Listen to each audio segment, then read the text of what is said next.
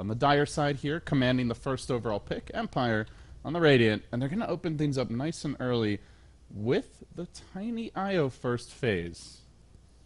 That's going old school. Empire used to love this duo. You go back to like past Star Ladder seasons, it was that finals they won against Virtus Pro where I remember their IO Tiny was just first ban material. Every team was scared of Team Empire getting their hands on IO Tiny. It eventually slipped through in game 4, I think, of the grand finals because of just Empire being too versatile, having too many options and too many heroes you couldn't ban. So something they're very comfortable with and something you can expect great results from. And also, it seems to be just getting more and more popular. Monkey Business have had IO be a first stage ban against them, so it seems IO Tiny, to some extent, is back. For certain teams. Other teams just totally ignore it, I guess.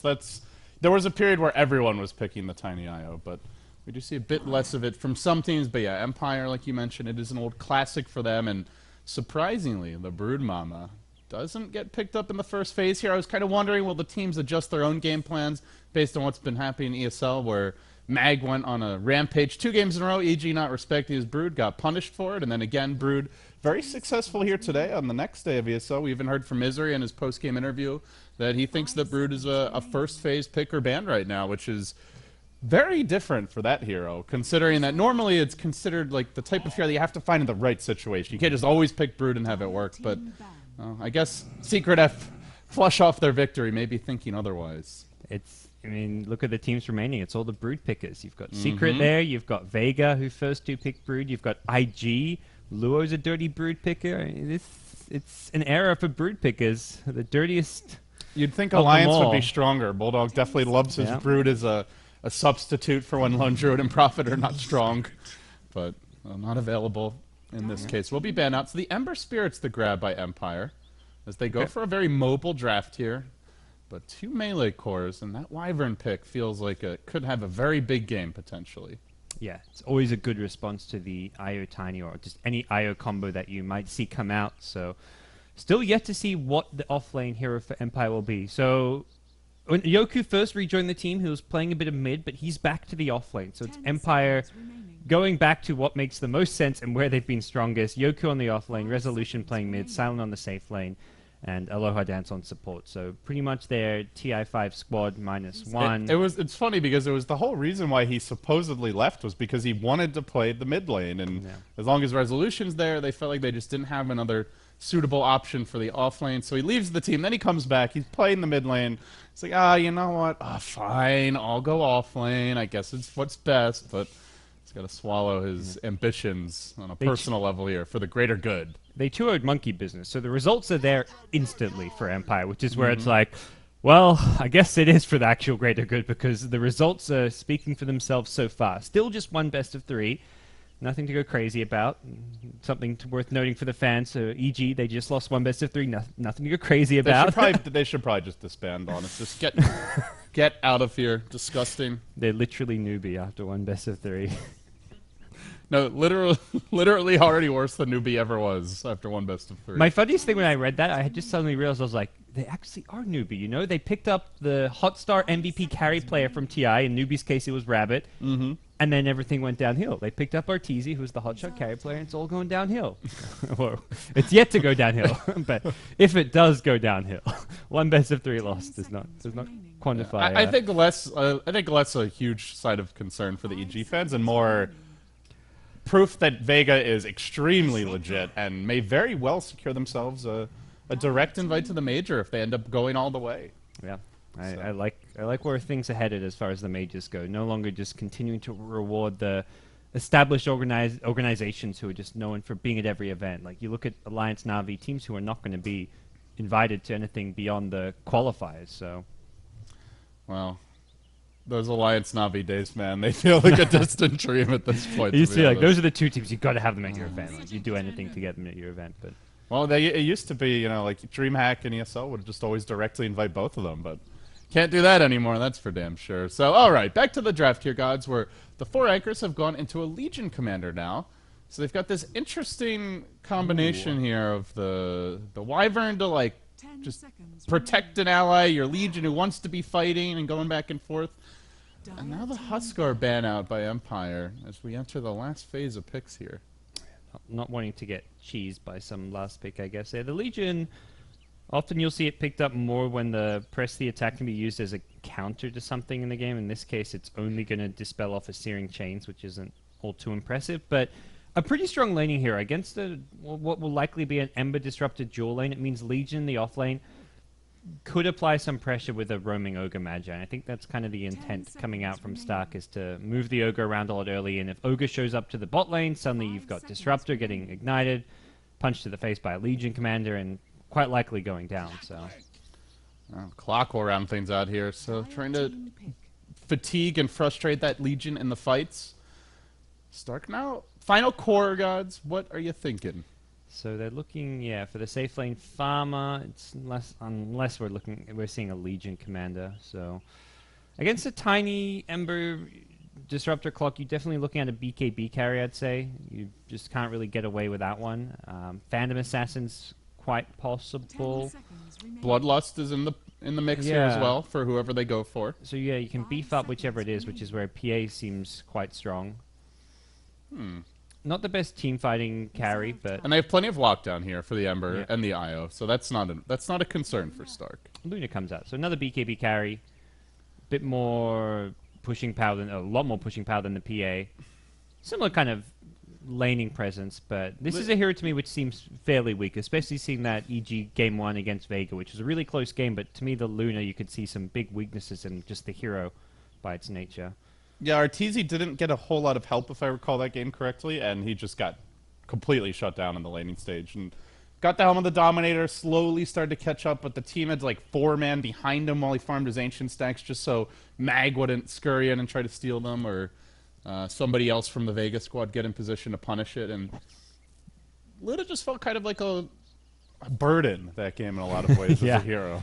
And even when the items came up, it was just very funny. Like in a fight, like Luna would just get instantly demolished, might get saved by the sleep with the Ag's heal or by a cold embrace, suddenly be full HP again, but then instantly again just get squashed to the ground, despite having a butterfly manta style and all these decent late game items. So the other thing with the Luna is that you'd love to be able to team fight around her, but Eclipse just has such a darn long cooldown. Yeah, 140 seconds, especially around the mid game when there's a lot of little skirmishes breaking out, and you are up against this tiny IO Ember. I mean, every single Empire hero can pretty much fight at least once a minute with their full complement of spells, if not more often. So, at the same time here, they do have a stronger laning setup, I would say. You've got your Wyvern, very strong laning support, some more aggressive space makers in the mid game, like the Queen of Pain, the Brutish Ogre. So, may not be as much pressure on this Luna as what we saw in that series. Yeah. And I think Luna also suffers from the similar problem Gyro can have against Clockwork, where the blade mail timing can cause a lot of problems. If suddenly there's a Clockwork hooking you with blade mail, you can't just turn and throw nukes at him. Otherwise, the blade mail is going to get the best of you. And even in like a mid-game team fight, Clockwork might not be on you, but if you're throwing an Eclipse, suddenly there's damage being thrown right back at you.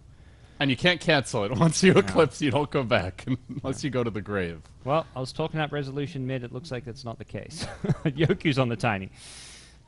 Okay. They're back to role swaps. So when did they... So they did play Resolution back mid? Do you know what hero it was? Their last best of 3. I think it was one Quap game and... Ooh, I'm not sure in the other game, but... Maybe both Yoku's just their IO partner. Yeah, both games... Oh, and the other game was Razor. Both games, Earthshaker was played by Yoku in the offlane. It seems like they may kind of go that, hero-specific route that we've seen from some teams. Interesting. Yeah. All right. I mean, Yoki didn't play a ton of Clockwork when he played the hero, so... We're going to see an early invasion here from Stark. Someone in the pre-lobby chat made a Game of Thrones joke. Was disappointed that Winter wasn't casting. Could have gone full Game of Thrones. Very clever. We'll get him on our admin. I don't think English is his first language, but I appreciated the reference. That's some good wit. All things considered. Very clever. I'm kind of downplaying it a bit. Yeah, so congratulations to 4 Anchors, incidentally. Nice to see that they finally have a sponsor. I mean, dear Lord, they've been pretty much the same roster with... I don't think they've changed anyone. Maybe one player in the past, 8-9 months? Yeah, it's been... Since Jerax was replaced, which was a year ago, it feels like. He went to, when he first went to Korea. Was close to a year ago, if not fully. So it's been a very consistent team. They played in the last Summit qualifiers, caused some big upsets. In fact, they played in the Phase 1 pre-qualifier and actually upset some big name team to get into the main Phase 2 qualifier. So that was where they first got brought to light, as at least in my mind, as far as like, oh yeah, this team's actually freaking legit. All right, so let's look at the lanes here. We've got the dual lane mid, Tiny IO up against Nemphy on the Queen of Pain. Early on, Nemphy getting the Null Talisman, going for a bit of harassment, but already see Aloha Dance has grabbed his bottle, got that nice bounty rune start, so he's in good shape.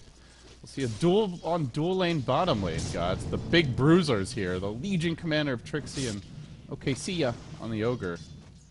Who do you favor in these lanes? And of course, the off-lane clock probably going to struggle a bit here.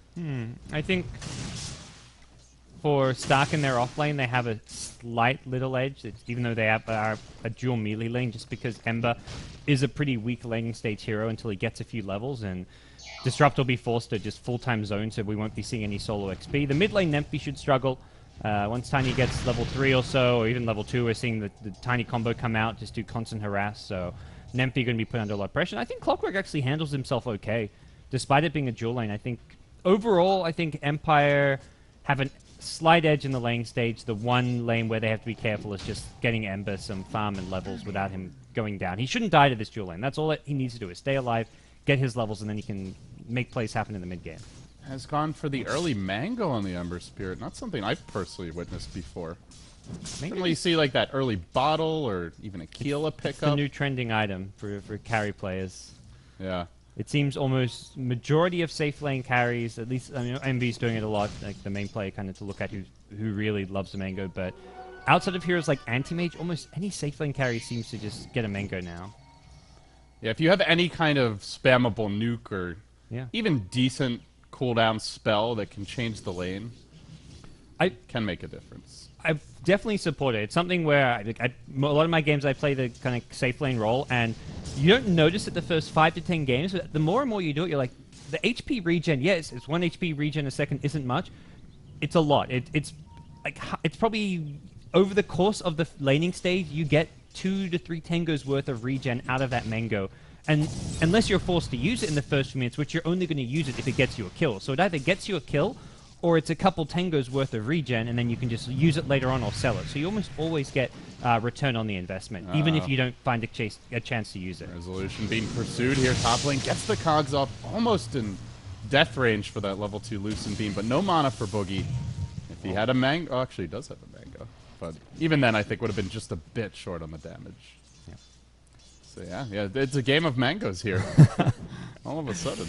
I remember when this item first came out, everyone thought it was going to be amazing. Then teams tried it a little bit, decided it was pretty much terrible, and I would say you stopped seeing any mango pickups outside of like very specific heroes, like maybe a solo bristleback or something. And then it's making a comeback. I remember seeing a lot of like double and triple mango offlaners. That was like right when it came out. Yeah. What are you doing? Drop all your gold on this item that you can't upgrade. But everyone thought it was an offlaner's item because it's like, okay, offlaners can benefit from HP regen, and there's a lot of offlaners who need that little bit of burst mana, but it's kind of transitioned more into the carry roles item, with a few offlaners like the Bristleback you mentioned getting it, and Dying also normally gets one. Some 4th position heroes do, but for the most part, carries benefit so much from it because they're always hitting creeps, so you can't really be claritying up when you're hitting the creep wave because you just easily get cancelled. So that's a good point. Offlaners can just back off clarity and you're fine. And often don't even want to get into creep range because that means getting into death range for the support rotation. Speaking of, we have Aloha Dance now, grabbing a double damage rune. Already has the TP scroll picked up, something that Stark, I imagine, will be calling out, need to be careful about. The big bruiser moves in, lobs out a slow. Not the hero you'd normally expect to TP in, but like an IO TP towards bottom. Could come right now, even. They got to be careful about this. Silent getting aggressive here. Is the level 3 Flame Guard. This is his time to strike and starts burning down the Ogre. Gets the chains off as well. They purge the chains off. Nicely played by Trixie, but still, okay, see ya. Well, see ya. He'll be the first blood. Down goes the Ogre. Not much you can do about that. So they just bide their time, get the Embers level 5, and then they say, let's go. And Stark just unable to stop it. And I like what Disruptor did. He very much let the Ember get solo XP in the lane while just sitting in the jungle, going for pulls, because Silent, once he gets those levels, can make plays and kills like that happen. Resolution.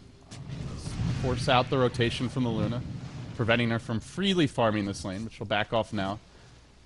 Almost looked like he could have gone for a kill there on Balix, but may have cost him his own life. So he tries to play it safe here.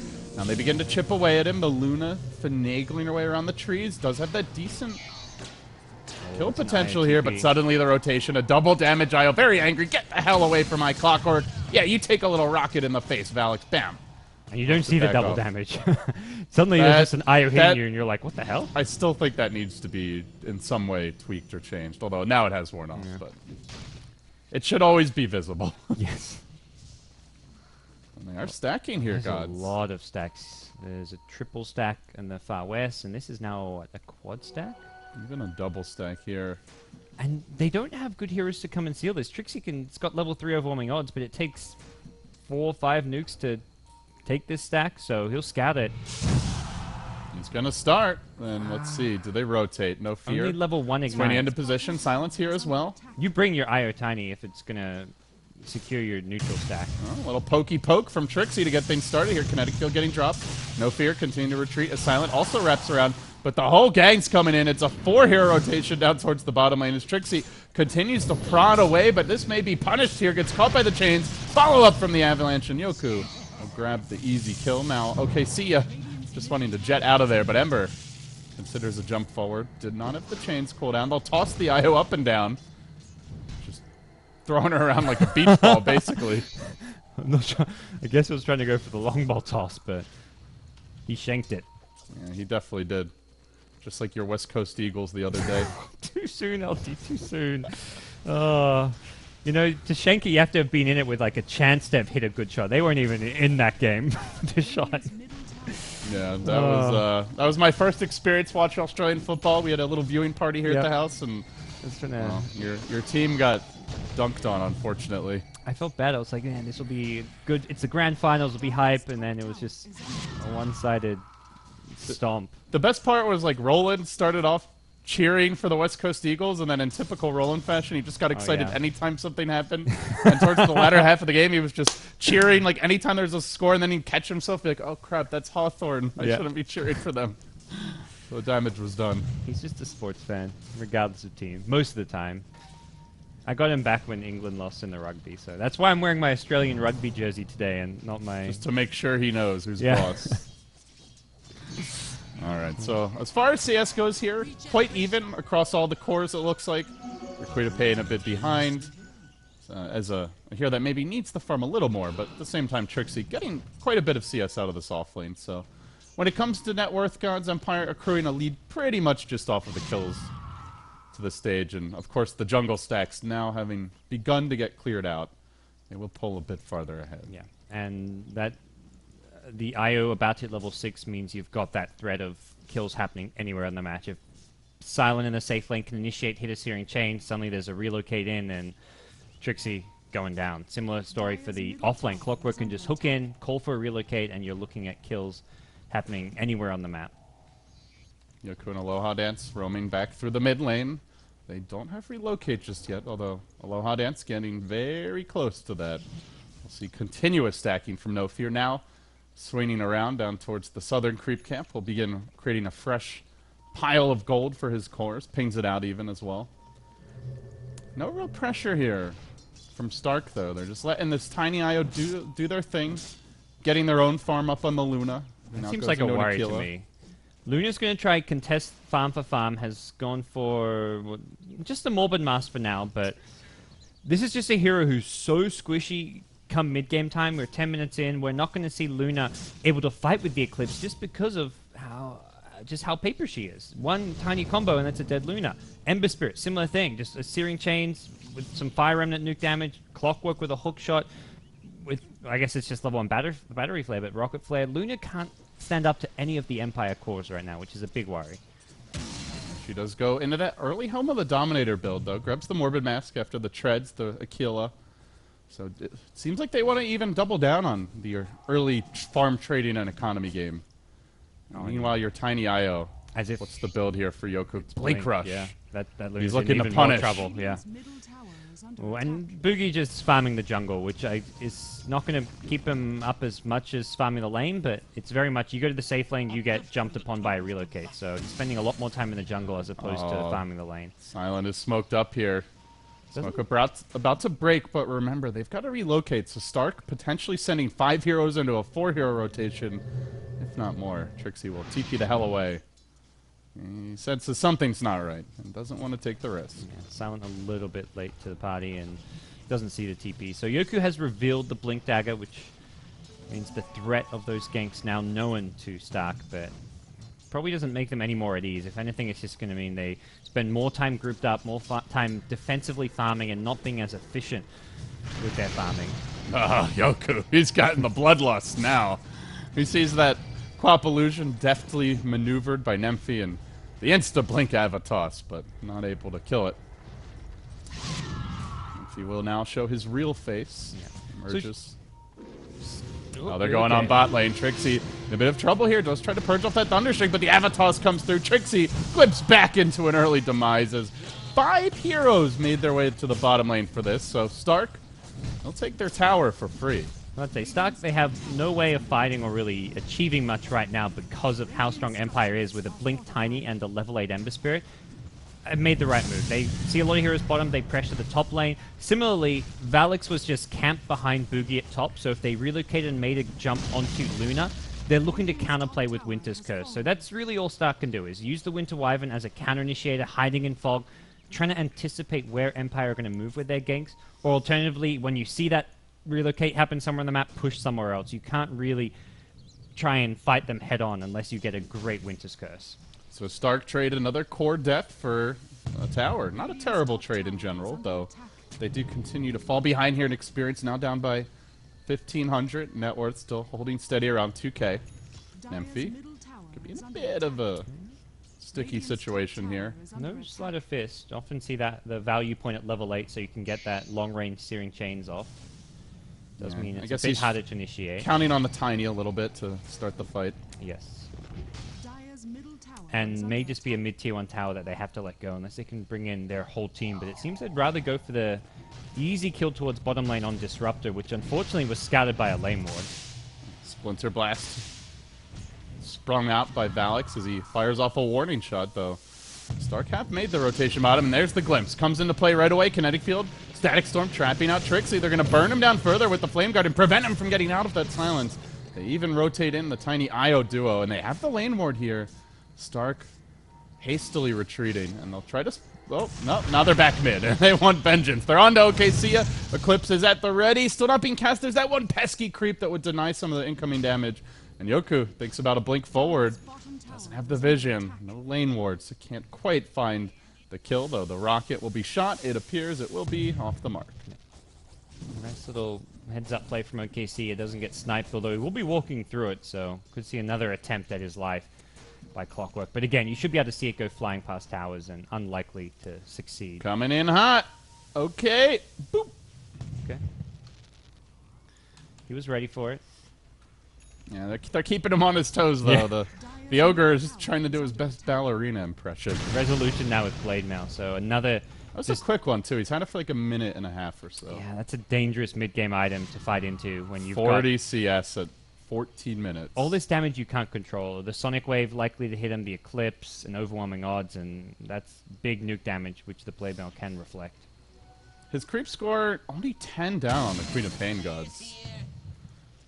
You go back to those kill opportunities top, just barely unable to get the Luna inside the cogs with the Clockwork. Could have been an easy kill there, and then maybe the lane snowballs, but that didn't happen as such, and now they find themselves having to be very careful about how they initiate. Empire hanging back in the mid lane. We'll see Trixie showing his face. He's going for a lot of early laning presence here. The Orb of Venom, the Bassi, Treads, and Bottle.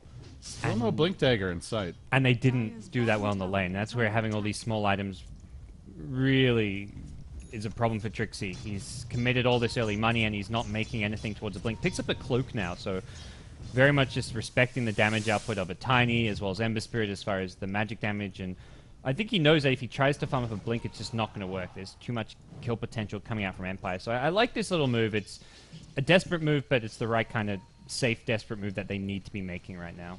They started stacking Ancients, but Empire, as it feels they have been all game, just ever so slightly one step ahead of them every time they saw the stacking begin. They know that's a possibility. They keep tabs on the jungle. Wards were planted down as well, and to go with those wards, you've got the rocket flares just all over the place, really giving this IO some vision around the map and potential openings to go for a gank. Speaking of which, Aloha Dance now has a regen rune bottled up. This will allow Yoku to freely farm and come right back to full mana. Yeah, and Empire with ancient stacks of their own, just as comparable to what we're seeing on the Dire side. But I don't think the Dire squad has actually seen these yet. I've not seen any scouting towards the ancients, no. Oh, look at the little Moogle sentry. It's so adorable. I saw it top in the lane. I was just like, oh, that's a cool little. I want one of these. Well, I know you're not a big RPG kind of guy, but this is from Final Fantasy. If you enjoy cute little Moogles, you can have as many as you want if you play it. But all right, hook shot on the mid lane, resolution engaging, and now the static storm comes down. Also keeping Nymphy back with the cogs here, beautifully played, and now the Winter's Curse onto Yokuzi initiates in. The Io is kept alive though, doesn't die through this. They even commit an Eclipse, but rushing forward is Silent, starts burning them all down. Boogie engaging onto Aloha Dance, has a tether in 3 seconds. Can he juke any further? Where are you going, you little ball of stupid? You're dead. That's 2-for-1 exchange. That was Empire barely struggling to keep a few heroes alive there, and they get a T1 tower, a couple of Luna kills. really wanted though. It's just like let the creeps like following her in, you know. I'm getting you no matter what. Tiny won a duel also, which was not the scariest hero to win duels on the other team because he's got the so bad much damage. Imagine if it could be attack speed if you had like the choice or something. Yes, it's much scarier if it's a hero with low damage and high attack speed getting a duel. So Tiny, not a big deal that he wins the duel, but very much a sign of just how that fight went down. The Ember just came in at the right time and turned it around. And again, we see where Eclipse is a very situational ability. They are making their go on mid, though, gods. Trixie, no. Chains off the mark there. Doesn't really matter. Avatos almost finishing Trixie off the bat, immolating him down, courtesy of the Flame Guard.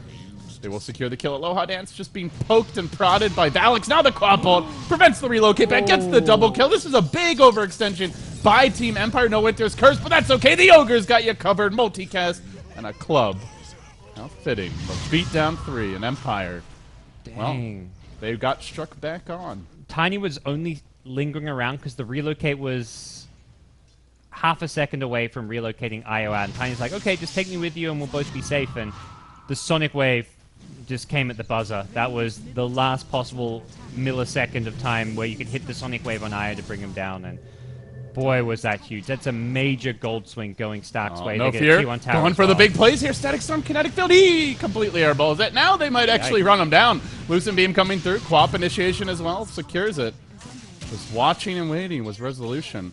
Maybe he should have hooked in there a bit earlier to help set up the combo. Yeah, it would have been a big risky play fighting 2v4, but like if you're gonna go for a disruptor play like that, you've got to have some kind of a game plan. Like, let's go in this hero, bring him down quick, and then try and escape. Clockwork, if he's hooking in to initiate with the Blade Mail, unlikely Stark gonna look to jump and kill him because of that Blade Mail. So there was potential to try and defend it, even with just the 2 heroes. You had Io as well as Tiny respawning fairly soon, so there was potential for a TP in if the fight drew on. Yeah, sometimes you just kind of hope as a disruptor player that they're going to be like a half-second slow, everybody's a little bit asleep at the wheel, and then when you try to run, it's too late, kinetic field's up, you're in the cage, and then the clock comes in and messes everybody up. But well, they lose the support in the end. Not the biggest deal in the world, gods. And worth pointing out here, Empire's cores starting to pull away a bit. We've got Silent up on top as far as the... Well, normally the mid laners go, though. The Ember was a side lane hero this particular time around, but his counterpart, the Queen of Pain, bit down on farm. They are relocating. They have eyes on Trixie. Blink. Nope. They went for the illusion. Okay. They'll be happy about that. So Stark dodging a bullet. But you can see Trixie's feeling the heat. He's gone back for a cloak here. Not your everyday Legion Commander grab. Nope. Not at all. Yeah, Ember almost has the Battle Fury now. We're seeing the Luna. Although she stays even on farm, to date she has just not felt nearly as high impact. And And the Tiny, well, Aghanim's about to come out. Yeah, I think with Luna's being very much, let's go for these farming efficiency items. The Yasha Morbid Mask is just an item where you can just power farm your jungle without losing HP. Doesn't allow you to fight very well. Trixie on the run. I feel like we've been saying this multiple times this game. He will be able to get back. Nemphy may not be so lucky, though. Static Storm is waiting for him. They get him into the Thunderdome. Cogs also keeping him even deeper within. And they finish him off courtesy of the Blade Mail. Queen of Pain going down. Bottom tower also falling to the Wrath of Silent. Has that Battle Fury en route. This is a big early pickup. All things considered, I mean, they try to pressure his lane and slow him down, Gods, but he's right there with the Tiny. Yeah, it was really unsuccessful. Luna is still going to struggle even with the BKB pickup coming soon to fight into the Ember and Tiny, because physical damage is on the way. You've got Battle Fury on Ember, you've got Tiny, Ag Scepter now complete. Always got that tether, the overcharge as well, Yeah. just to run in and go hard. And Luna's just damage output alone won't really cut it. The Eclipse, definitely nice to have the BKB because you're not going to get blade mailed by a Clockwork, but it just doesn't feel like Luna's going to be a right-click carry until you get that next damage item on top of the BKB. And perhaps the bigger issue is the Legion Commander, Trixie. 0-5, no Blink, no Shadow Blade, no Blade Mail. Just a hero they can either ignore or kill, but really never have to fear. Still lacking on the levels here as well. Only level 9 at 21 minutes, and Gods, they dual lanes him to try and give him a better start. Yeah, it's been a tough time for him this game. It's going to continue to be so. They're also headed top, looking straight at him to find some more kills to add to their quota. 8-5 the score. Actually fairly low kill game, though. There's been a lot of aggression. Yoku will continue that aggression here. Trixie retreating back in the end. The Glimmer Cape of Alex keeping him safe. Hell, he's got almost as much farm as the Legion Commander. Now Resolution arriving. Gets the Cogs off. Static Storm's there as well. Zoning the rest of Stark back a bit. They'll glimpse Nemphy. End a position where a toss up and down will occur. Ogre now buying back, wants to re-engage here. Can the Luna turn the fight? Has the loser beam. Nice Witcher's Curse. It's onto the Tiny, though. Not enough to quite finish him off the bat. The IO just poking away slowly, but at long last, they get a dual win, and now they toss back the Luna. Eclipse still going, though. And all the while, looks like it will be enough to get the kill in the end. So 1 for 1 there. The Ember Spirit cleaning up. Big toss back at the end there. As Luna was in the front lines, BKB Eclipse likely to get at least one more kill, and Tiny's just yeah, like, that was even the BKB reveal. turn around, 10-second down. Yep. And Eclipse down as well. And it forces the buyback, so it ends up being a 2 for 1 counting that. Yeah, not the fight Stark we're looking for. Legion Commander did get the kill, including a dual victory onto the IO, which was the one kill they got. You are in all kinds of trouble, my friend. Hook's there. Follow-up comes through. They glimpse him back. They just keep on throwing this Luna around like a ragdoll, and eventually she'll give up. Luna down again, and the struggle continues here. Yeah. They Team dewarded Stark. one Observer Ward in their jungle, that common spot that spots the two medium camps, but there was that second one at the top river which saw where Luna was. So I think Luna's just like, okay, we dewarded it, and having two Observer Wards that cover the same spot, kind of not that common, so Luna just caught out by the hook. Yeah, they placed both of those down very early. One of them dewarded close to its expiration, I believe, and now they freshly plant a new one up on the hill. Empire have been putting a lot of emphasis on scouting the jungle, whether it's rocket flares or wards or just generally aggressive movements. They do not want to let Stark sit back and just farm away. And, well, some of these heroes are trying, but they're going to be slow about it. You see Valix dewarding a bit.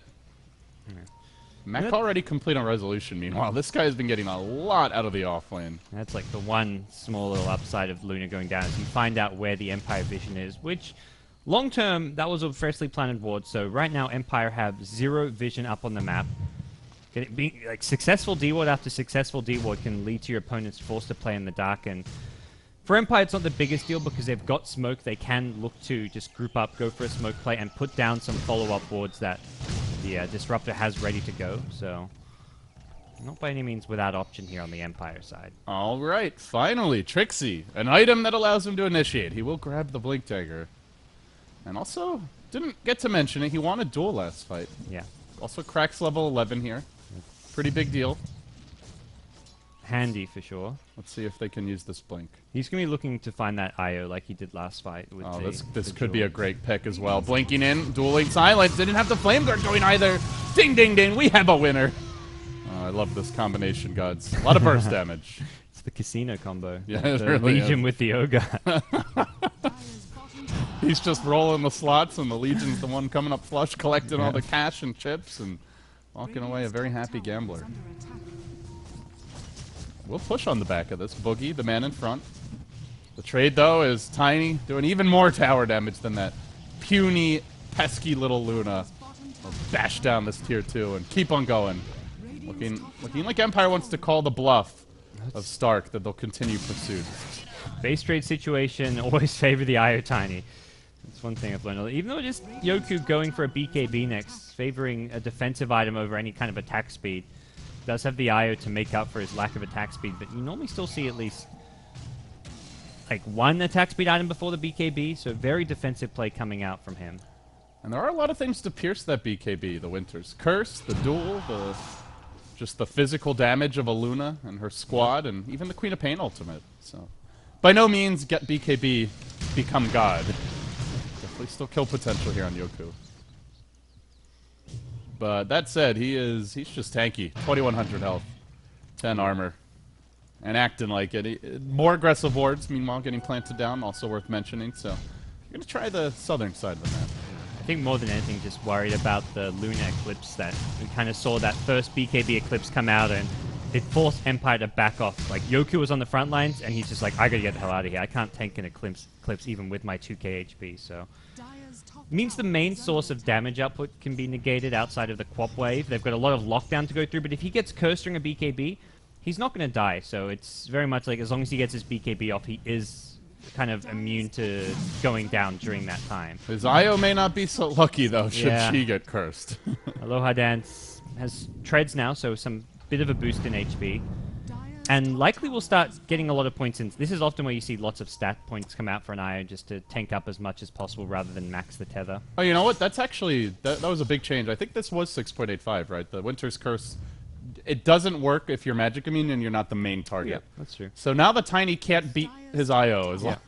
I guess Tiny, for the most part, is the target for the curse. At least that's what we've seen so far this game. Yoku, he's walking into the Eclipse, into the Queen of Pain ultimate, and he gets turned!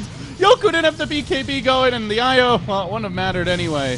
Ends up going down quickly here. Nymphy now on the chase, no fear. Can't glimpse her back when she's magic immune. Finally will get it off, goes for the TP out. Is there any way to cancel this? An Ogre stun? No, Lucent Beam.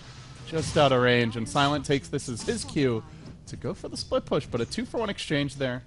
And I think they won their second duel as well. Looks like 24 damage now up on Trixie. No, he got that 24 damage earlier from the Ember.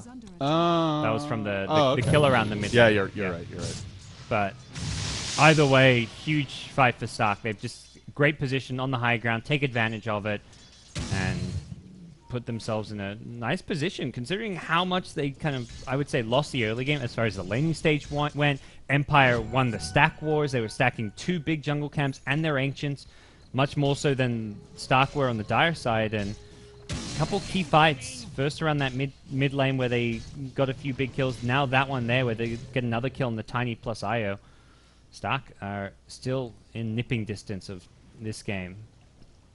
They may have to deal with Silence soon, though. He's now got a Crystallis, has not died in quite some time. Demon Edge also up on the courier, so dangerously close to his Daedalus. We'll definitely be looking at a Lincoln Sphere, I think, as his item afterwards, which is maybe where he becomes a big problem. Because until then, you can catch him out with the Jewel or the Winter's Curse. You've got 2 great initiations. Oh no, Silent! That's not the remnant you're looking for! The Blanket Dual initiation from Trixie. Needs a little more help here. The Lucid Beam comes in from the high ground, and they do have another winner. Did he have another remnant further back? Or was that I think it may have expired right before he cast it or something. Yeah, because I thought either that or he just did not expect anyone and was... But it's a really weird play to run to the trees and then remnant back into the jungle, so... I think it must have been a remnant that just expired. IO Tiny thought about going in to steal these stacks, but realized it's only a double stack, and also multiple TPs came towards mid, which they have an Observer Ward vision of, so really nice deep Empire ward. Relocate instead goes on bottom, but Trixie takes no damage. The hook shot hit the creeps, and he'll just blink away. Wow. Very calm head under pressure. Normally there you just kind of assume you're not going to be able to blink, but Trixie spamming it will make it out, and... Now, Boogie able to farm his Ancients. They emerge with no deaths through that whole sequence of events. Not the most polished play from Empire, but still in a good position as far as overall farm goes and just their teamfight lineup going towards the late game. No fear.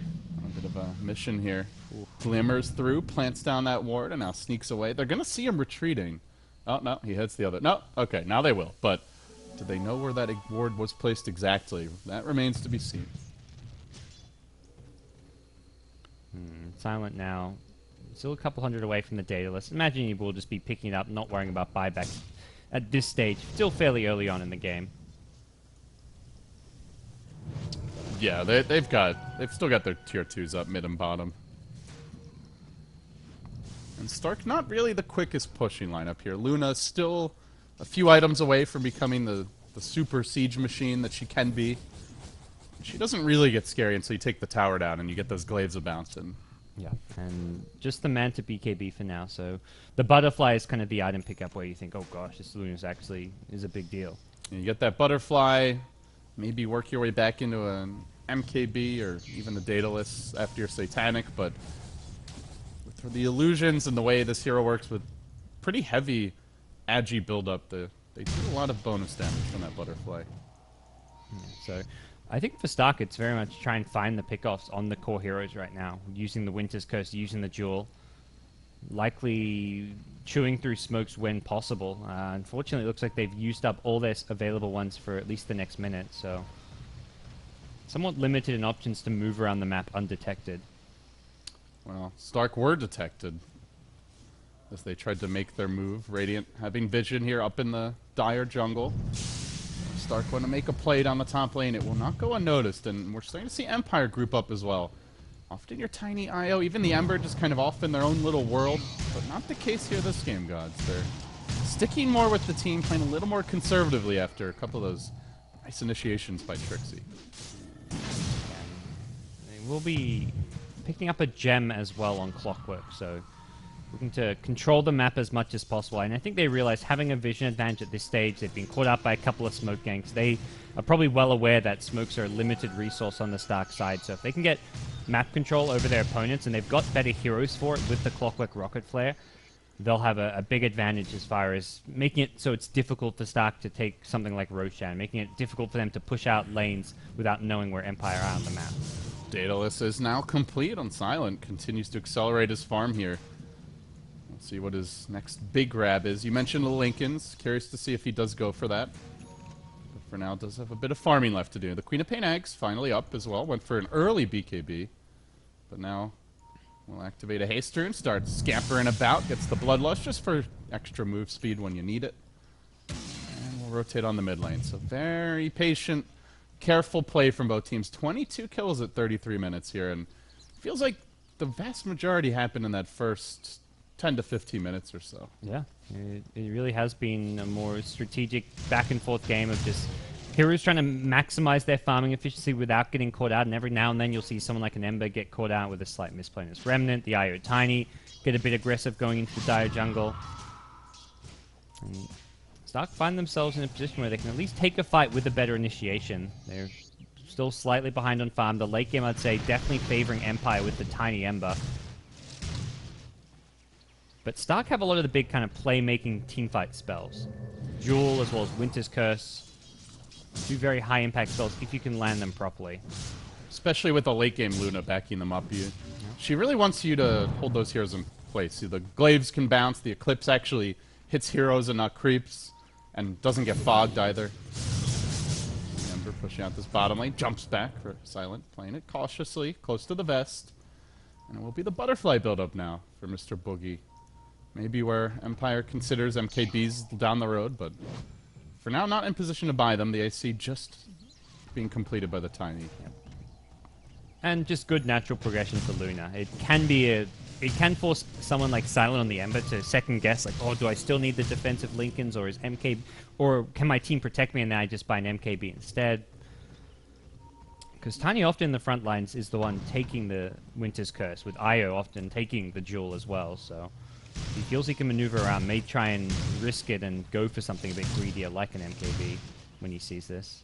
There's a Glimmer cape up now on Mr. Aloha Dance, so cobbling a little bit of farm together at the 35-minute mark as we begin to head through the mid game and into the late game. Stark working on the Ogre Ags as well. Could be a lot of fun if he's able to secure it.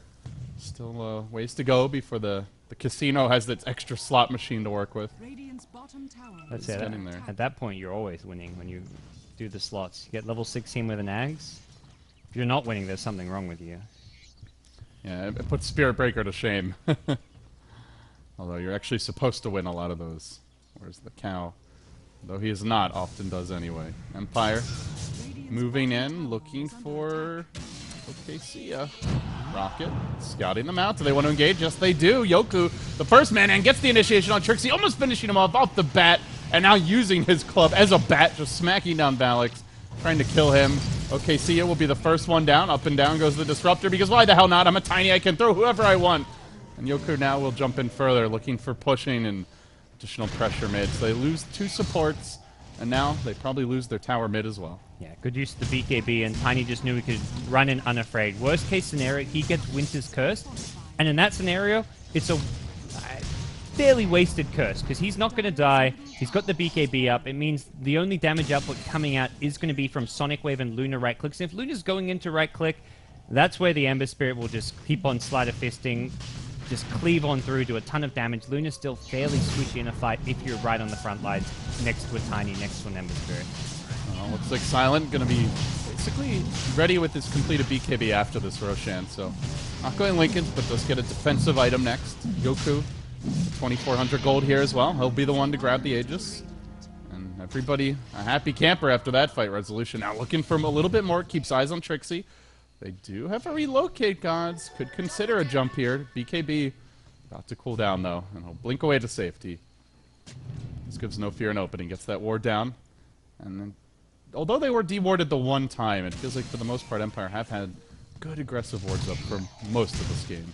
Yeah, and being able to deward everything that's really come down the last 10 to 15 minutes with Resolution's gem. Apart from this one ward that's at the Ancients. Spotting out a bit. Looks like no clockwork rotation through there. Recently, top lane, he's been jumped on. BKB and Resolution down. A nice duel here for Trixie, but can he make it out is the question.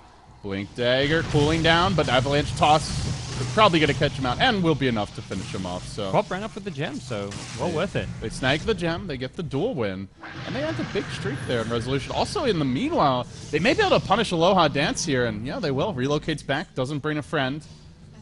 Silent trying to cover his buddy, but doesn't have the damage to force anyone back in time. So 2 for 1 with a gem grab as well. Yeah. Immediate rebuy by No Fear. I think realizing that having a gem very important against Glimmer Cape, especially, and also just the map control aspect, which they want to keep on applying pressure. We saw how easily they could take that fight mid lane and then take a tower when they're grouped as 5 and know that they're kind of got the numbers advantage in a team fight, in the positional advantage. So for Empire, rebuy a gem, they're going to look to, I imagine, take either this last outer tower at top or even threaten the high ground while they've still got this Aegis. 3 minutes left for Tiny, and no real item slots to work around with. He's sitting on 5k gold, can't really upgrade anything unless he wants to sell his Blink. But either way, he's kind of ready to go for that high ground play now. And it looks like he will. Oh, buys a Moonshard. There we go. So he can buy something. Moonshard from the side shop, and all right, even ate it right away. No hesitation here from Yoku. And this will allow him to maintain his Aegis and his boots. Does take away takes away half the attack speed you'd otherwise get. Will now push in. And he goes to work on the tower. Glyph not available. Boogie has also just completed a butterfly. They're threatening to go in with the Trixie duel. Pretty dangerous, because you're trying to go in for that tether relocate, gods, but if they catch you with the curse, yeah, you're not saving your Tiny, and then your whole team we may even see be in a bad position. Like Yoku just doing what he just did, hitting the tower without the tether. I think it's actually dangerous to tether overcharge him at this stage. They're keeping Yoku back, though he's being punished for it. May even lose his Aegis here. Kinetic Field came in. They're going to nuke Boogie once. Now Glimmered. Retreating. I think they just want to heal Yoku up so he can, again, go to the high ground and just chip away at the rack. Oh, this chip damage on Boogie really starting to add up. Doesn't have the Satanic just yet. And now the Winter Wyvern forced to put him under and protect him. But all the while, Yoku continues to be healed up more and more. Iron Charge is still available. They even have the Glimmer Cape, and finally Nymphy says, enough of that! I'm gonna blow up this creep wave. So it does use the ultimate. Deletes the wave, but already the tower down, the racks exposed, still no glyph in sight. All earned charges expended, 4 or 5 in a row onto Yoku, so very much signaling they're ready to go high ground. Accidentally, there's just a gem on the ground right now. I guess they've decided they don't need it for the siege. Interesting. Yeah. Or if against the Glimmer Cave. Would have been able to deward the high ground here, though. Yoku goes in again. The Bruiser in front, just looking for the range racks. Nice sleight of fist. Searing Chains combination there. And then the hook shot on it empty. Looks for the pushback. Doesn't quite get it. Resolution was searching, but still they engage. Boogie now eclipsed and goes in hard. But can he get any kills here? Trixie with the quick duel win. Still Yoku, the man in front, the man alive. He'll blink out. Doesn't quite finish the melee racks. So they lose a clockwork. They hang on to their Aegis. They consider a re-engage while the Wyvern's working on Silent. Silent may get caught out here. He will get caught out. Destroyed by the Queen of Pain. Yoku, left to his own devices. Still the Io sticking around. They lose their Aegis now, but they've tracked down Aloha Dance Glimmering, looking to get the hell away. Protect me. Leave me alone. Leave me alone. Won't be left alone. Nemphy might be the trade here. Yoku able to Avatos him, but now the gem on the ground and Yoku surrounded and unable to do a thing. Doesn't have the mobility here, Gods. He'll end up dropping. They get the gem. Stark with a huge win, holding, killing off 4, getting rid of the Aegis, grabbing the gem again, and they don't lose their melee racks. Yeah. It feels like Empire just don't have their eye on the prize. You just got to take that. He went for the range racks first, which I think that's okay because you can kind of test the waters. Like, okay, if I start hitting their racks, how are they going to respond? Are they going to look to fully engage on me, or are they just going to stay back and chip away using Arctic Burn, throw an Ignite? He very much, with Glyph on cooldown, he could have just popped BKB and hit the melee racks. And that would have been that. That would have been a melee racks claimed. Likely, when the BKB wears off, he's very vulnerable, does die, but with an Aegis in hand, like that's well worth the trade, and then you can use that tether relocate out if it looks really bad. So I think Empire just got a bit overconfident because of the fact they had the Aegis, and we also saw there the weakness with Ember going for the BKB over the Lincolns. He's got no real defensive capabilities against either Winter's Curse or Jewel. Both go through BKB, and both of them, if you catch him with it, prevent him using the BKB, so you can just burst him down during the lockdown that those spells provide. And Trixie is quietly accelerating his damage output here, up to 70 dual victory damage, and along with that has the Lunar Blessing, as well as Bloodlust. You imagine Trixie getting into like his Abyssal Blade Mail stage of the game? I mean, maybe skips the Blade Mail, but even just the Abyssal Blade at this point could be huge. For now, is going to stop off for the Heaven's Halberd, grabbing the Sanj. So has the disarm against the Tiny. Yeah, with potentially the Ember. Tiny's BKB getting fairly short, down to 7 seconds already, and when you get to that late game 5-second BKB state, Halberd is such an annoying item to deal with as a carry. Yoku, though, he's been past the bottle. He's got a DD rune. This is something to look out for. Could be the moment for Yoku, who, after completing the Moon Shards and devouring it, still has an item slot here. Possibly 2 if he ever wants to cast aside his treads. They'll now make their way on. Let's see, where do they want to journey? Towards top they head. Yoku smacking down tomatoes, squashing them. Continues moving and does have eyes on Nemphy. There is backup here. Avatos, he takes it and goes in deep. Doesn't quite finish the job though. Nemphy able to blink away to safety, but still they've lost another. The hook in came onto the Wyvern Empire. Suddenly, there's a Tony up close and personal. The glimpse BKB dodge, but this is going to keep the Queen of Pain back even further as Yoku takes this moment to just start beating down objectives here. He'll clean up 1 lane of racks. Well, only the range for now. Massive series of buybacks coming out. Everybody re-engaging, but Yoku sticks around. He'll get the job done even if he dies on the way out. They already have the objective advantage now, no fear. Oh, the blink in from Nemphy has to be careful here. He's the gem carrier. They get up to Winter's Curse, and it's Yoku versus Silent. Trixie says, yeah, I'll take that damage. Thank you very much. The Tony doing the dirty work here, but now rebuying and trying to engage once again. Now the Eclipse coming out. Yoku hardly even scratched by this one. They glimpse back the Luna. Boogie gonna go down, and with that, he'll be forced to buy back here if he has it. Even with the double buyback, you're down multiple lanes of racks, and what a time to find a DD rune for Empire. Oh, give them credit for that killer instinct. A lot of teams find that rune, but oh yeah, not everyone has the confidence to try to win the game with it. They will make their move in Silent. Does have to be a wee bit careful having blown his buyback earlier, but the rest of the team content to stay aggressive. They have the 2 racks advantage. They are up 3v5 here, and they know at least one of these heroes doesn't have buyback. I think they want to go back in. There was multiple buybacks from Quap and Luna there. They are engaging. Blink forward onto Nymphy, keeping him alive with the Glimmer Cape as well as the save from the... Oh, the cogs push! Uh-oh. He blinked into the cogs. Resolution. Almost down, not quite. Boogie trying to man-fight this, but you can't man-fight Tiny. Bam! See ya. And with that, game 1 in the books. Empire will take it. Empire Classic IO Tiny returns. Different Tiny player, same result, and...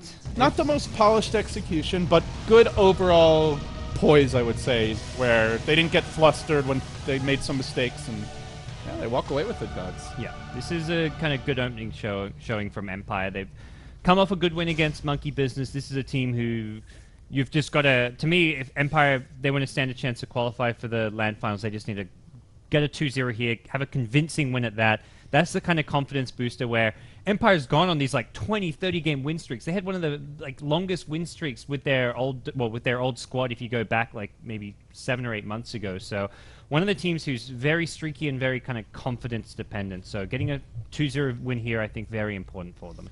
Well, this was only game 1 of a best-of-3 showdown between Empire and Stark, guys. Our only match of the day for the Summit for Europe. So we'll take a quick break. When we return, game 2, as Stark looked to force the deciding game 3, and Empire looked to grind them into dust with a 2-0 victory. Stick around. You're watching the Summit 4. All right. So, admins, if you want to step up your game, you've heard it makes it it more gods. appealing, you know. It's like, ooh, I get 2 picks. That's appealing. You get second pick? Nah, that ain't worth it. Okay. Let's see if it pays off here. So with their first pick, they will select the Ember. Now Stark with the double pick. Yep. Coming out. The twofer. What do they want? It's the only stage of the draft where you get to pick 2 heroes at the same time. That's true. It used to be there were 2 stages, but that is Yes. no longer the case. There used to not even be the middle stage. You know, that's gone way back, I guess. You would just go 1, 2, 2, 2, 1. Mm-hmm. Damn. How times have changed. That was 2, 3 years, probably 3 years ago. Yeah. Or more. TI2 had it that way. TI2 didn't have I think it was TI3 was the first TI that had a middle band stage. So yeah, I guess at that point it's TI2 3.5 years ago, 3 years ago, something like that. Sometime between TI2 and TI3 was when the change happened. Okay. Well, Stark going to start things off here with the old Undi. And Tuskar is still in the pool. Broodmother also available. Yeah.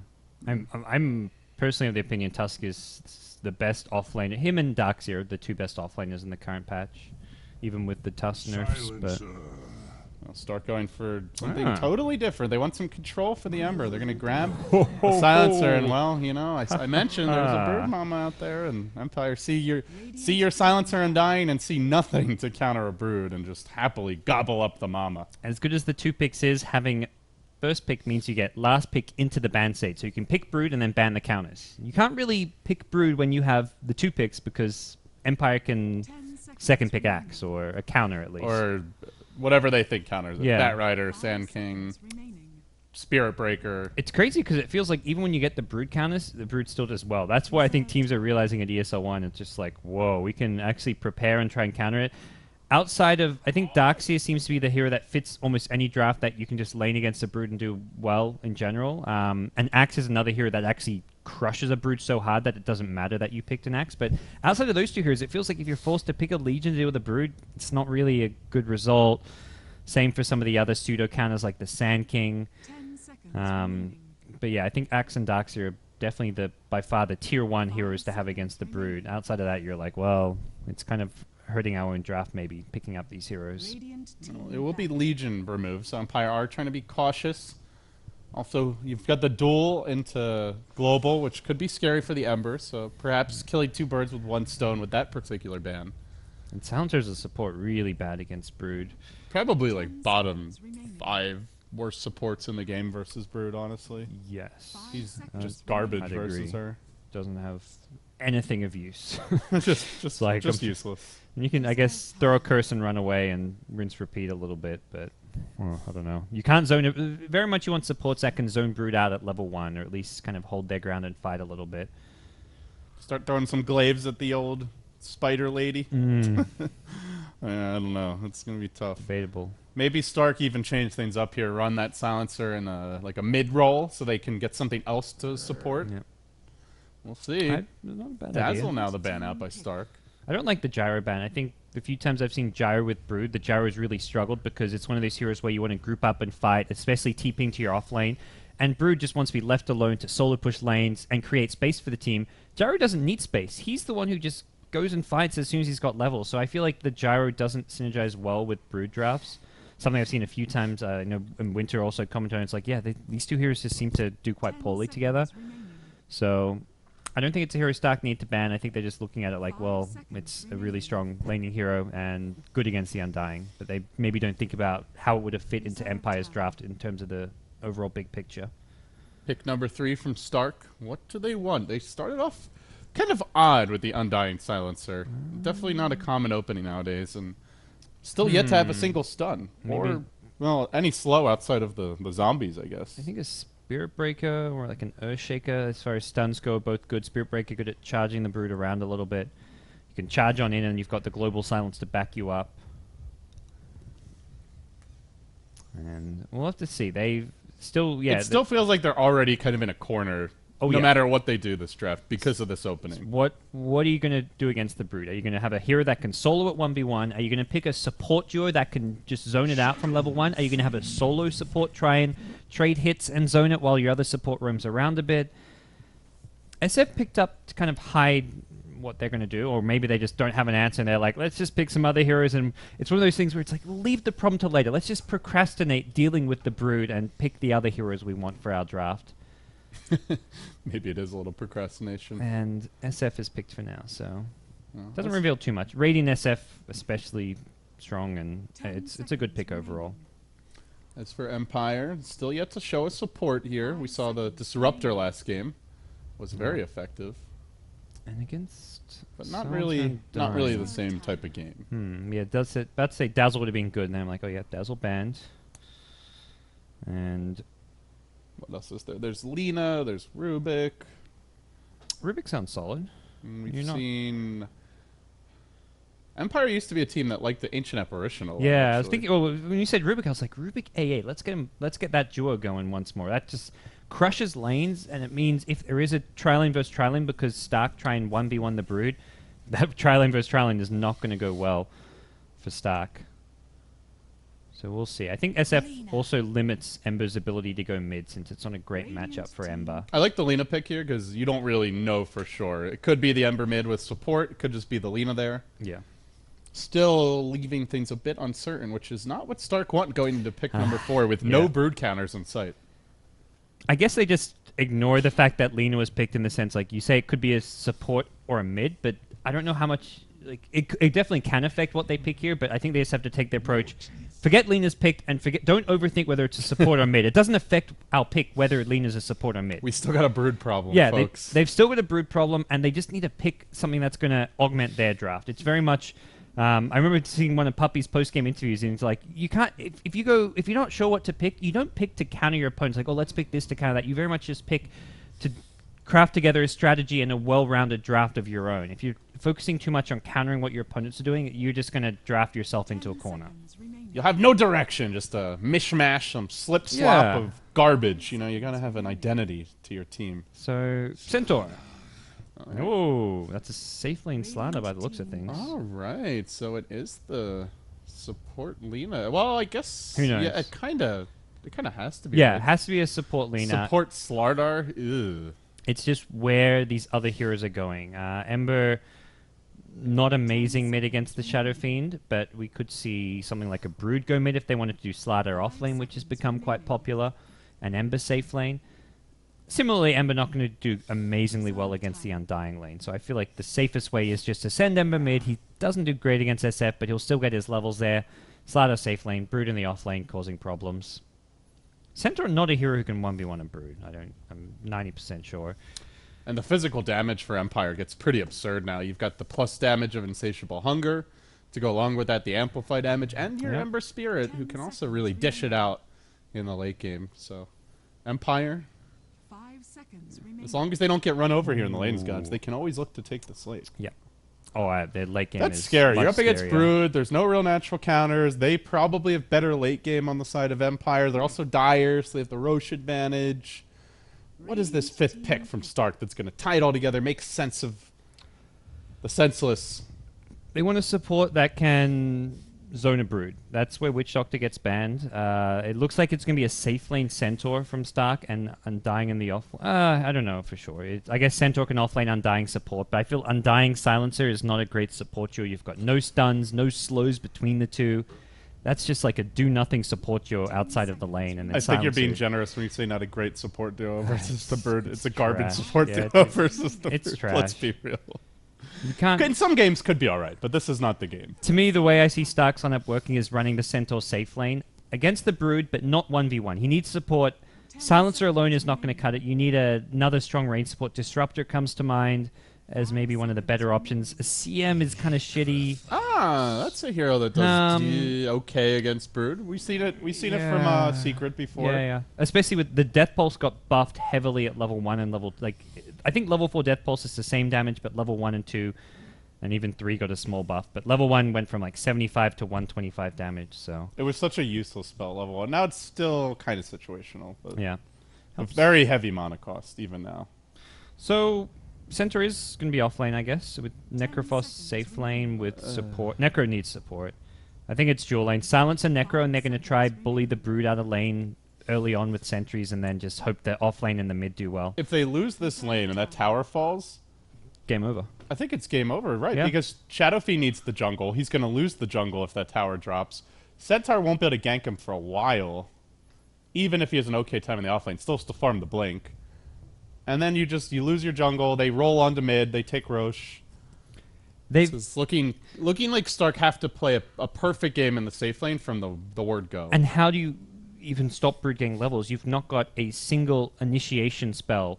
Your only stun is a hoof stomp, which is probably Centaur going to the offlane, and even that's a melee stun. So until Centaur has a blink, you've got no way to initiate on Brood. You haven't got even a slow to initiate with. Silence at Necrophos, it's like, what do you do? I guess last word. If you don't cast a spell, you get the slow. But if you get last word, you just back off and make Even sure if they safe. handle the Brood, I'm also Necrophos is a very low armor, fairly underwhelming strength hero. And the strength gain's okay. Yeah. His base strength not that great. It's up against a Slardar and heavy physical damage. He's going to need a lot of farm to be relevant later on. So Empire's draft looks just way better right now. we have seen games where we felt that way, and the teams just outplay each other. So we're not going to count Stark out just yet, but this looks like it has the potential to be a quick 2-0. Yeah. I like the Necro pick if they just had a different supporting cast. If they had like a Yeah, the Necro pick doesn't seem like the problem. if they had a Witch Doctor, I guess it's more like if they had a Witch Doctor instead of Silencer, the lane against Brood would be better, but then they don't have the Ember counter, which is Silencer. So it's kind of a trade-off. You can have a bit more lockdown, or you can have the Silence deal with Ember. I still feel like when you get to that late game, Ember's going to have a BKB to get out of the Silence. So at any and all stages of the game, things are looking pretty good for Empire. The laning stage is dominant, and then by the time the blink stuns come online for Centaur, Ember's got items coming up So I guess they're trying to dodge the matchup. Looks like Trixie will be headed bottom. on the on the Centaur. So okay, so we'll be safe lane Centaur. He needs support though. He still can't solo this. At least I'm pretty certain Brood crushes Centaur 1v1. I'm trying to theory craft here what you could do. Just get like the Yeah. early return points, but One value point in return. You go like a 1-2-1 build, or basically 1 point in stun, 1 in return, and max double edge. mm-hmm. It's going to be a struggle. I don't think Centaur easily farms blink against that. You got Tranquil Boots. They're probably canceled more often than not. So Undying Necro offlane is really annoying, and that's where I think Silencer can just be the zoning support at bottom. And Silencer does have a single sentry, so it seems that may be the case. all right, so Empire now getting ready for the rune spawn. Looks like Nemphy wants to grab Whoa. his own as well. Everyone's bottom. This is it's happening. Necrophos going for the YOLO rune, but Silent will be there to greet him on the slithering Yeah. snake man. The battle begins. And he's not going to go for it. He knows he can't contest the crush, and his team secured the bottom one. When are they going to remodel Slardar, do you think? He is an ugly mother. I just love how much everyone complains about it. Like, I hope it never gets changed. I So- hope every hero in the game receives a remodel. Arcanas. Every hero in the game has an Arcana except Slardar, and Slardar has yet to receive remodel. Like, just imagine the daily Reddit Should they make him threads. even lower polygon? Like, Yeah. just like 4 big blocks, like 2 for the tail and 1 for the head, 1 for the body. Remodel the little lantern on his head as like an actual like lamp. There was some guy who did a shitty cosplay of Slardar and had like a lamp just coming off of his head. It looked fantastic. I think you should add that to the game. Uh-oh. Boogie. He doesn't have help here, gods. This could be trouble for him off the bat. Needs to dodge this lead stun. Fails to do so. The crush follows up. Boogie gonna make a quick boogie back to the fountain, it looks like. Has the salve. Doesn't matter. Aloha Dance deletes him with that final stun, and the offlane Necro left alone, not respecting the Empire dual lane. Yeah, the supports only now rock up because they were contesting bot rune, and it is a full 1v1 for Trixie. I'm hopefully going to be proven Meanwhile, wrong. mid lane, Yoku just going in on Nemphy, almost solo killing him here Yeah. at level 2. That was not expected. Nemphy going for a greedy build, which you saw SFs do a lot against like the old Leshracs, where you rush bottle, which is a build I don't think you need to do against an Ember Spirit. I feel like you're much better off going for like a Wraithband Tengo pool and then even bringing out the Salve for yourself, because you don't need the really fast bottle against Ember Spirit. This is a matchup where SF does fine. Against the tough spammer matchups, that's where you want to rush a bottle. So we are going to see that Crystal Maiden started in the jungle, now making her way into the top lane. So now, gods, you've got a full try-on-try matchup here. Empire, kind of your more classic tri-lane with a lot of lockdown and chain nukes. On the side of Stark, the sustain lane, the slow but steady whittle you down type lane. Do you favor either, assuming they stick to this 3v3 matchup? I think I favor Empire. They've already got the early first blood advantage, so that's a good chunk of gold and boots going Lena's way. And they've also got the Brilliance Aura from CM, so they're going to just have a few more nukes to throw out constantly. Silent's not going to have mana problems with the Crush. He's got a Magic 6, so he can throw nukes very freely here, so I think I definitely favor Empire, not to mention just I guess the one thing Stark can do is use this pool camp that's available, although for now it's not going to get them a whole lot with just 2 little Wild Wing babies. Leave the babies alone. Mama's already abandoned them. Infant side. They're slaughtering the children, gods.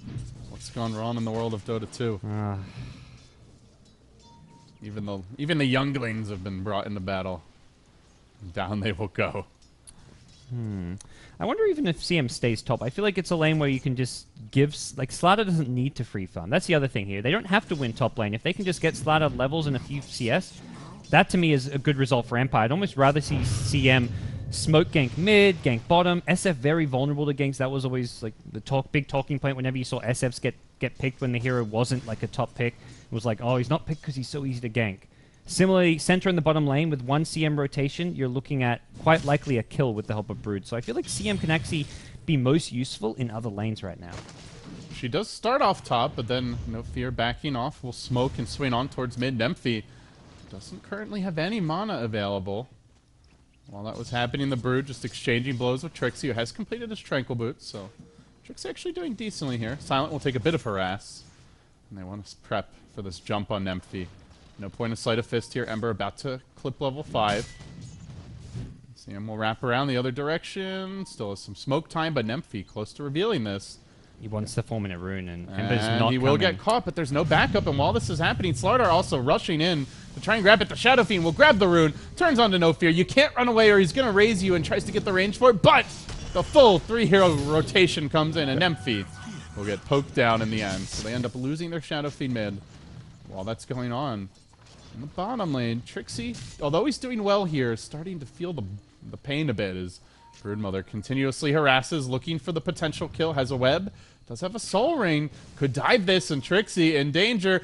Back me up, help me friends, help me, I need a little more. The Spider Lady's coming, she's not very nice. One more poke, oh, looks like he may make it out, even salving. The Spider Lady slowly gonna worm their way after him. Kill the spiders. All right, he'll make it back. But lane already looking pretty good and does in the end manage to cancel that salve. Did lose a couple important webs there, so he's now got webs behind the tower and not in the lane. Like, he's lost some of his connections, but he can fix that at level 6 when he gets another point. And Trixie healed back up. He got the full salve regen, so it was a big commitment from Brood, and when you don't get the kill, you've now got your webs on cooldown, you've lost your Spiderling army. He kind of has to reset as far as the lane is concerned. So that's at least a bit of a win for Trixie. Yeah, he's CSing well, killing off some extra spiderlings to amplify his net worth. As on the top lane, Silent takes the Curse of the Silent, and we'll back off and up as soon as I move my camera. Crystal Maiden swings in bottom lane, and well, now the lane is officially won here for Resolution. Mid lane, meanwhile, Yoku's gone in and brings down SF. Got a Searing Chains and then just triple Fire Remnant for the kill. Okay, and even forces out the TP to boot, so a big win here around the board for Team Empire. Now leading 4-0, and it wasn't the laning setup we expected, Gods, and they are farming well in their cores here, but it looks like this bottom tower is going to be receiving a lot more pressure as Resolution starts to backstab the creep wave, has clipped level 6 because of that third point in the webs now. Trying to get more aggressive around the map. And again, I feel like the big thing is just the CM being able to rotate to this bottom lane and go for those kind of kills here. Trixie, while they can match up decently and take out Spiderlings by himself, if there's a CM there with the lockdown, with the Nova slow, you're looking at kills on Trixie time and time again. Both teams kind of fencing back and forth here. Out goes the double stun combo. Empire trying to get aggressive on top.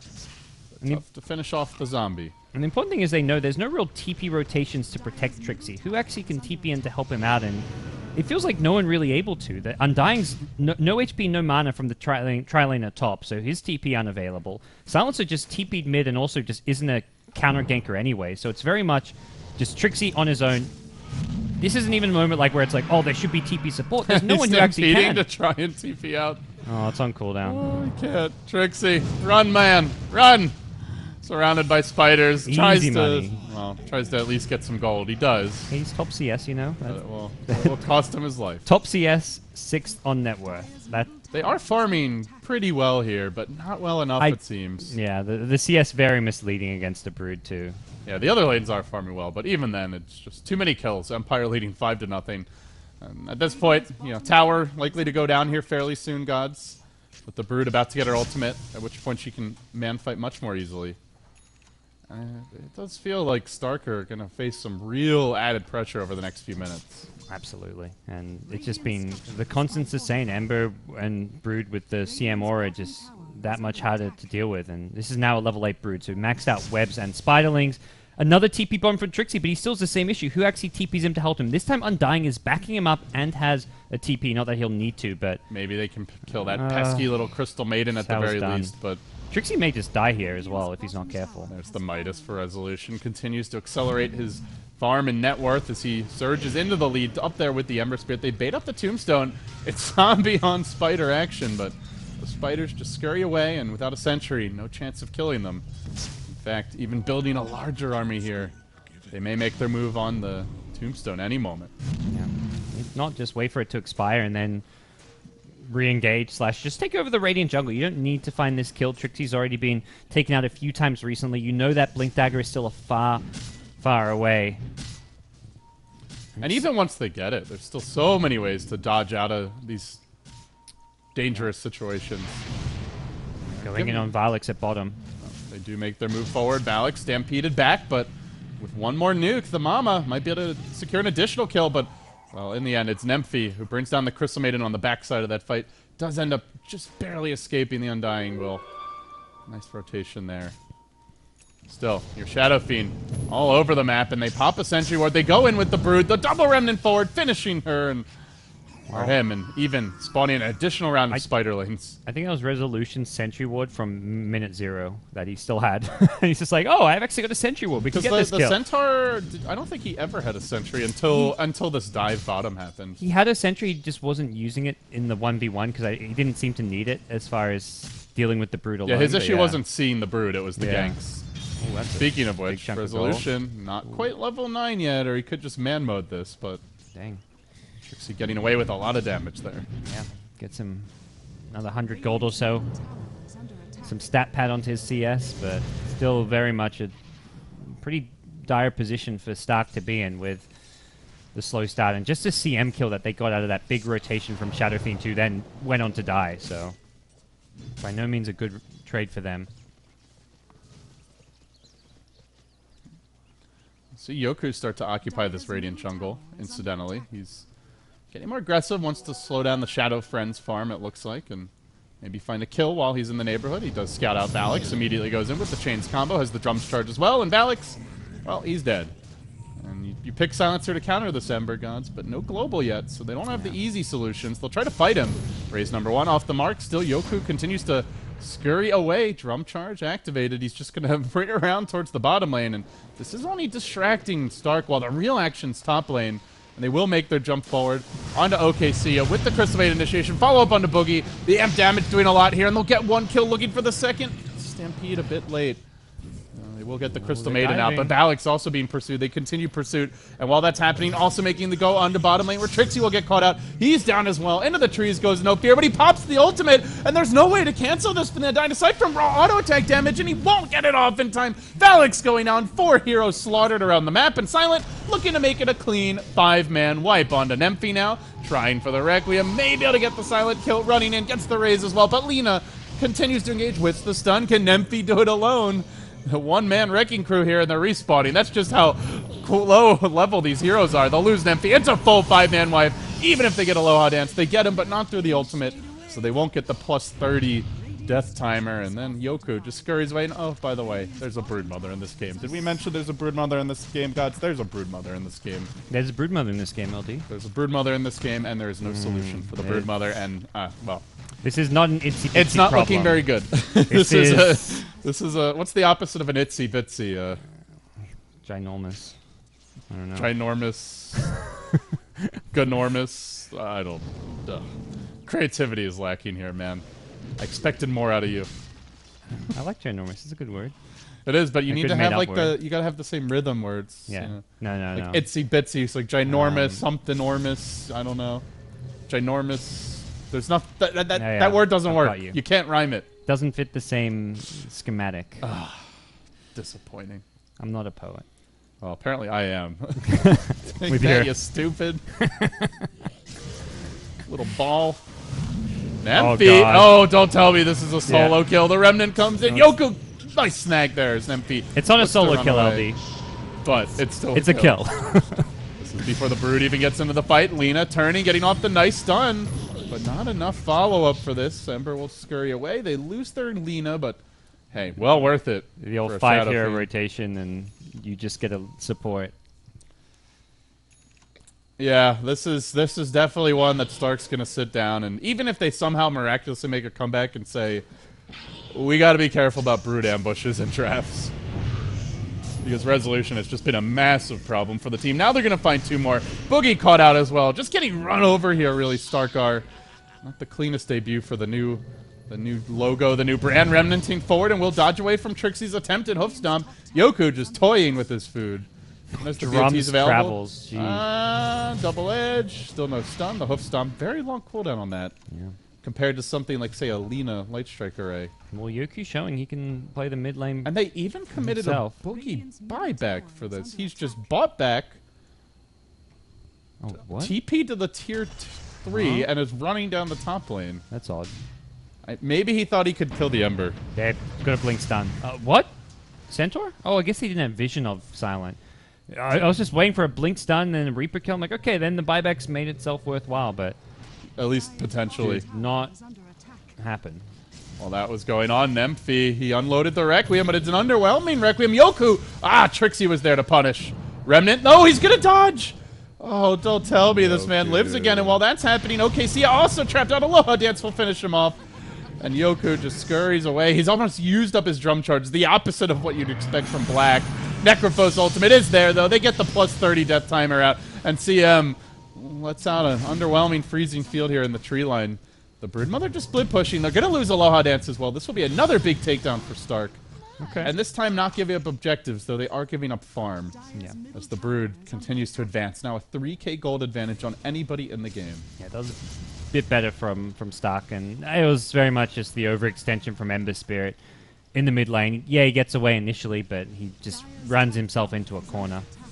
And the fact he ran towards his team kind of messed them up as well, because his team's saying like, oh, we've got this 50 HP Ember here, we've got to kind of protect him and fight with him.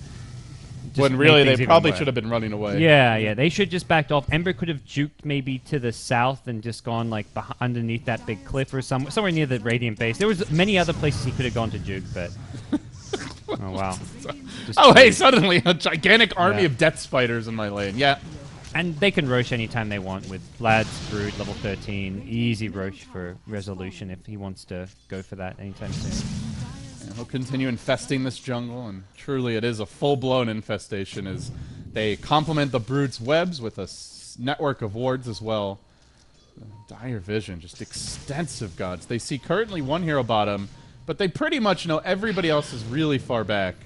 As Boogie initially clipped here by a chains, the follow-up nuke's coming through, and yep, the pressure was there. So into the pit they shall go. BKB about to come out for Resolution, and Aegis will be the next grab as Empire extend their advantage and continue to make this game look very easy. Yeah. Silent has his blink money, so bit of a quiet game from Silent, and it's kind of natural. He was against the rough lane of the Necro Undying, even the tri-lane for the majority of the laning stage with Silencer there, so he's kind of playing more of that kind of off-laner type role with all the pressure that's been coming his way. Stark, they're trying to force the team fight here.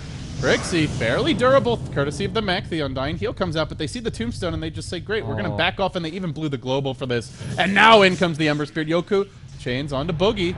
Zombies slowly dying. They're threatening a Requiem. And from the side, in comes the Brood. The 3-hero crush, beautifully done by Silent to set everything up. Hey, he might not have had a lot of farm, but he's having a big impact anyway. And now the Spider cometh. No solution, just poke, dead, easy dives. That's without the BKB, and they continue pursuit.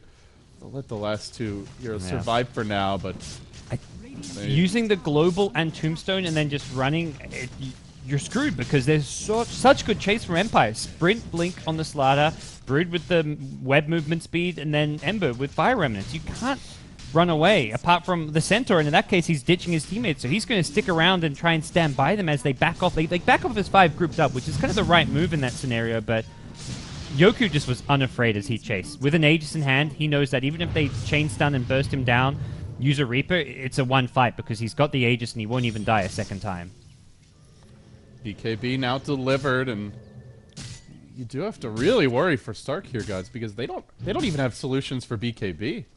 What do they really have? You've got only the stun from the Necrophos ult and Global to even slightly bother the Brood, but that's it. Oh, okay, see ya.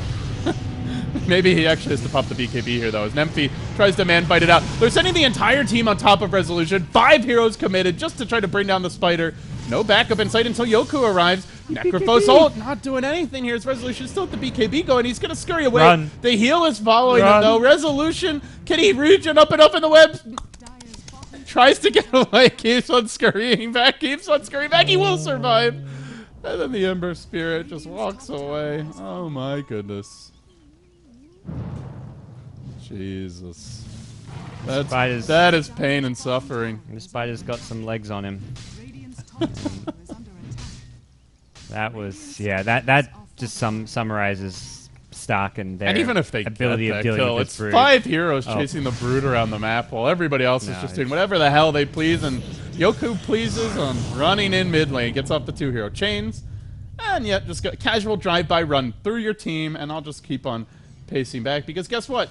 You don't have a Global Silence available right now, and that's my chance to just run in. They blink, stun, and Global and can't kill a CM. That's a bit sad. Yeah, it's very unfortunate. Excruciating. Brood's not even there. It's 5v4. They blink, stun, they Global, and yeah, they're back. So Brood's going to push out the bottom lane. He's probably just signaling his team like, just stick around top. I'll create some space and farm up the enemy jungle, farm out the bottom lane, and then you guys can just look to break on through. Broodmother closing in on doubling up the enemy Shadow Fiend, who had a good start, God, but elsewhere, Boogie taking that Crystal Maiden ultimate. Maybe the Centaur can turn it around. No Slardar there for the counter stun. The next level plays coming out from Silent as he engages onto Trixie, finished off by the Crystal Maiden in a rage. Maybe gonna look for more here. No, they'll back away. So it ends up just being Trixie down, but Tombstone committed. Global on cooldown. Yule's Ember? The troll items come out. Yeah, that's a troll item. Yoku. Yeah, you can dispel the Global Silence, but this is the... You know what else can? The BKB. I can do whatever I want to you, and you can't stop me. Yeah.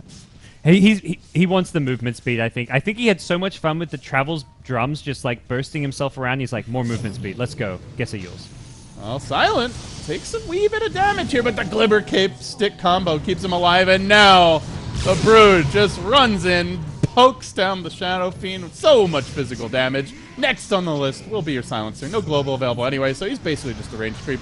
Who really cares if he dies? Resolution Deso picked up. Doesn't actually have it on the hero, though. It will be flown out now. They will try desperately to hang on here. Can they do anything? No! Silence is crush in your face. 3 heroes caught out. Tombstone just being ignored throughout this fight. Now will be finished off in Empire. The chase commenceth. In goes Yoku, getting even more aggressive. The mech trying to keep heroes alive. Doesn't matter. Follow-up crush from Silent. Diving even further. Stark just getting pump stomped here in game number 2. 28-6, the final score. Just feels like totally outdrafted this game. Yep, they had 0 for the Brood, and that's a second pick Brood. In the past, if a team would 4th pick Brood and you only had that 5th pick to deal with it, it'd be like, well, it was a 4th pick Brood. But when it's a second pick Brood, I feel like you can't get crushed this badly. Like maybe that's where you don't want to show your Silencer pick second. That's not a hero that gets banned versus Ember. And there's other alternatives as well. You can get the Skywrath Mage instead. Yeah, the global and the last word's a bit better, and it's more instant. You can use it whenever you We've seen need. Sand King, Orchid builders like Queen of Pain also work decently through the mid game. I feel like Silencer was a very all-in pick, and it also was picked up with the Undying. So it's not like you're getting like a Storm Silencer where Storm can ball in and have the protection of a global silence. So definitely the Silencer pick was the one that sticks out as being rushed, questionable, and just not for the better of the Stark Esports game 2. So with this loss, Stark, formerly 4 anchors, dropped down to the lower